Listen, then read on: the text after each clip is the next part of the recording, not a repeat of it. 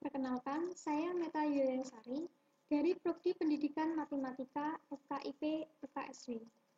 Saya akan mempresentasikan hasil skripsi saya yang berjudul Perbedaan Kemampuan Pemecahan Masalah dari Penerapan Problem Solving dan Problem Posing pada Siswa SMA dengan dosen pembimbing Ibu Erlina Prihatnani, SSI, MPG.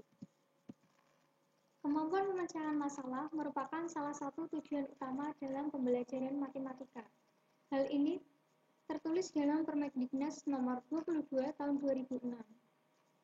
Kemampuan pemecahan masalah yang dimaksud yaitu meliputi kemampuan memahami masalah, merancang model matematika, menyelesaikan model, dan menafsirkan solusi yang diperoleh. Namun faktanya, berdasarkan hasil PISA, skor matematika Indonesia masih rendah. Hal ini terlihat pada grafik. Meski dalam 5 periode terakhir mengalami naik turun, namun tren 6 periode terakhir justru menurun. Serta kesemua hasil tersebut masih jauh di bawah rata-rata skor PISA yang berkisar 500. Salah satu upaya untuk mengasah kemampuan pemecahan masalah adalah dengan menerapkan model pembelajaran berbasis masalah. Dua di antaranya yaitu problem posing dan problem solving. Perbedaan kedua model tersebut yaitu problem posing tidak hanya menyelesaikan masalah tetapi juga mengkonstruksi masalah.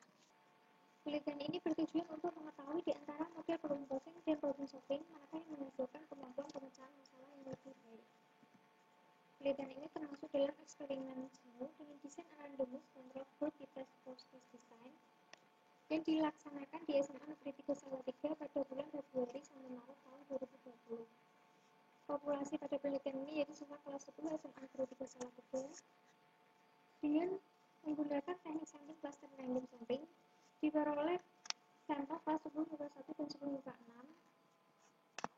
Kemudian teknik pengumpulan data yang digunakan yaitu metode tes dengan instrumen tes untuk mengukur kemampuan pemecahan masalah siswa dan metode observasi menggunakan instrumen observasi untuk mengetahui keterlaksanaan model pembelajaran. Kemudian teknik analisis data yang digunakan yaitu uji keseimbangan awal dan uji hipotesis. Sebelum melakukan uji keseimbangan awal, terlebih dahulu dilakukan uji normalitas. Uji ini menghasilkan nilai signifikan yang keduanya lebih dari 0,05 sehingga uji normalitas terpenuhi. Kemudian dilakukan uji homogenitas. Uji ini menghasilkan nilai signifikan yang lebih dari 0,05 sehingga uji homogenitas juga terpenuhi. Karena uji normalitas dan uji homogenitas terpenuhi, maka uji beda rata yang digunakan yaitu independent sample t-test. Uji ini menghasilkan nilai signifikan seperti ini, yang artinya nilai signifikan mendekati nilai 0,0 yaitu kurang dari 0,05 sehingga terdapat perbedaan yang signifikan pada kedua kelompok sampel. Dikarenakan kedua kelompok sampel memiliki kemampuan awal yang tidak seimbang, maka dengan mengontrol kemampuan awal pada uji hipotesis disinyalir akan memengaruhi hasil uji hipotesis. Uji hipotesis yang digunakan yaitu uji kovariansi, di mana menggunakan kemampuan awal sebagai variabel kovarian. Sebelum dilakukan uji kovariansi, terlebih dahulu dilakukan uji normalitas. Uji ini menghasilkan nilai signifikan yang keduanya lebih dari 0,05 sehingga kedua kelompok sampel berasal dari populasi yang berdistribusi normal. Selanjutnya yaitu uji homogenitas yang menghasilkan nilai signifikan lebih dari 0,05 yang artinya kedua kelompok sampel berasal dari populasi yang homogen. Selanjutnya yaitu uji linearitas dari regresi. Uji ini menghasilkan nilai signifikan sebesar 0,248 lebih dari 0,05 sehingga asumsi linearitas dari regresi terpenuhi. Artinya, terdapat alasan yang cukup kuat untuk memasukkan kemampuan awal sebagai variabel kovarian. Selanjutnya yaitu uji homogenitas dari regresi. Uji ini menghasilkan nilai signifikan sebesar 0,353 lebih dari 0,05 sehingga asumsi homogenitas dari regresi terpenuhi. Artinya, tidak terdapat pengaruh antara kemampuan awal dan model terhadap kemampuan akhir. Selanjutnya yaitu dilakukan uji covariansi, di mana uji ini menghasilkan nilai signifikan pada baris model sebesar 0,015 kurang dari 0,05, sehingga dengan mengontrol kemampuan awal terdapat perbedaan yang signifikan antara kedua kelompok yang dikenai model pembelajaran yang berbeda. Kemudian pada baris kemampuan awal menghasilkan nilai signifikan sebesar 0,264, yang artinya dengan mengontrol model pembelajaran tidak terdapat pengaruh yang signifikan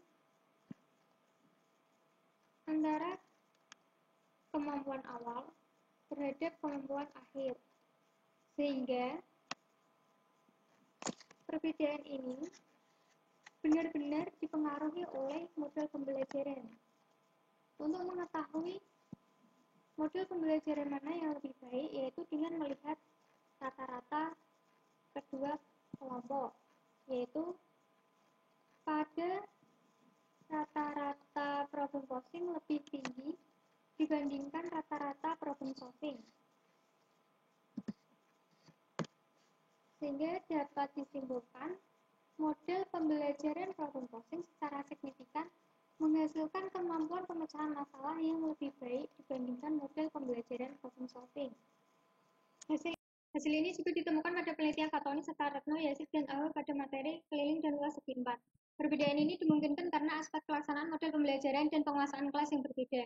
Berdasarkan hasil observer, pelaksanaan model pembelajaran problem posing lebih baik dibandingkan problem solving.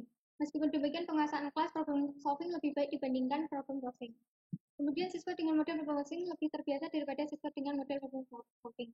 Karena pada problem solving, siswa dituntut untuk mengkonstruksi masalah dan menyelesaikan masalah, sehingga mereka menjadi lebih terbiasa dibandingkan siswa dengan problem solving yang hanya menyelesaikan masalah.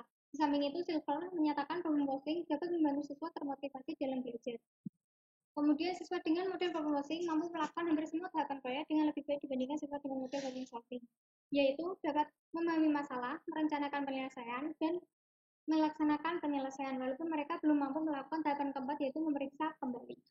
Jadi, kesimpulan pada penelitian ini yaitu model problem posing secara signifikan menghasilkan kemampuan pemecahan masalah yang lebih baik dibandingkan model problem solving. Saran bagi guru yaitu pada pembelajaran selanjutnya yaitu berorientasi pada proses pelaksanaan setiap sintaks dan penguasaan kelas. Kemudian membiasakan siswa untuk berkreativitas dalam menyelesaikan soal. Kemudian bagi penelitian lain, jika ingin menggunakan penelitian pada kemampuan pemecahan masalah siswa, disarankan untuk memilih model pembelajaran yang lain. Jika menggunakan model pembelajaran yang sama, dapat menggunakan variabel yang lainnya juga. Berikut daftar pusaka yang digunakan dalam penelitian ini. Sekian presentasi saya. Terima kasih.